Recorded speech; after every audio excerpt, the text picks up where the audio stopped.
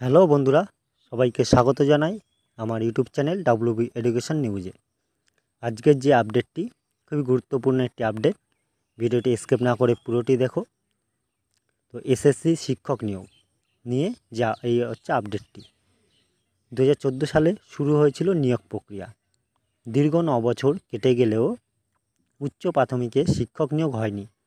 তবে এবার কাটতে চলেছে উচ্চ প্রাথমিকের নিয়োগ জট। সেক্ষেত্রে 13,000-এরও বেশি শিক্ষক নিয়োগ হবে রাজ্যে। কলকাতা হাইকোর্টের উচ্চ প্রাথমিকের শিক্ষক নিয়োগের মামলার শুনানি ইতিমধ্যে শেষ হয়েছে। এবার রায় দেওয়ার পালা। মনে করা হচ্ছে উচ্চ প্রাথমিক স্কুলের শিক্ষক নিয়োগ সংক্রান্ত জট আগস্টেই কাটতে চলেছে। সেক্ষেত্রে স্বস্তি পাবে বহু বছর ধরে অপেক্ষায় থাকা চাকরি প্রার্থীরা। আগামী 10 থেকে 11 আগস্ট নাগাদ আপার প্রাইমারি মামলার চূড়ান্ত রায় দেবে কলকাতা হাইকোর্টের ডিভিশন বেঞ্চ। সংশ্লিষ্ট মামলার গতি প্রকৃতি এবং শুনানি দেখে ওয়াকিবহল মহলের আশা নিয়োগের পক্ষেই রায় দেবে কলকাতা হাইকোর্ট। গত 18 জুলাই এই সংক্রান্ত মামলায় রায়দান স্থগিত রাখে বিচারপতি তপব্রত চক্রবর্তীর ডিভিশন বেঞ্চ। তবে জানিয়ে দেওয়া হয় 3 সপ্তাহের মধ্যেই চূড়ান্ত রায়দান হবে। সেই হিসেবে 10 থেকে 11 আগস্ট মামলাটির রায় দিতে পারে হাইকোর্ট।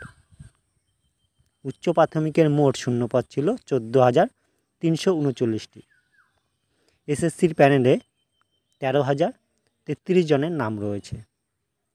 আদালতের নির্দেশে সব তথ্য খতিয়ে দেখে 635 জন প্রার্থীকে বাতিল করেছে স্কুল সার্ভিস কমিশন।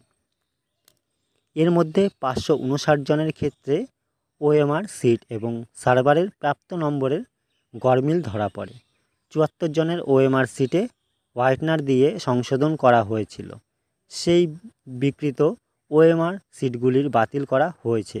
আর বাকি 2 জনের ক্ষেত্রে বিষয় সংক্রান্ত কিছু গরমিল ছিল। এ প্রসঙ্গে এসএসসি চেয়ারম্যান সিদ্ধার্থ মজুমদার বলেন, আশা করছি 10-11 আগস্ট রায়দান হবে। তো আদালত যদি বলে ওই 635 জনকে বাদ দিয়ে নিয়োগ করতে, তাই করা হবে। তবে এবার এটার একটা ফয়সালা হবেই। এই ছিল ভিডিওটি। যদি তোমাদের ভালো লেগে থাকে একটা লাইক, শেয়ার এবং সাবস্ক্রাইব করে দিও এবং প্রতিনিয়ত তোমাদের জন্য আপডেট নিয়ে চলে আসবো। Thank you.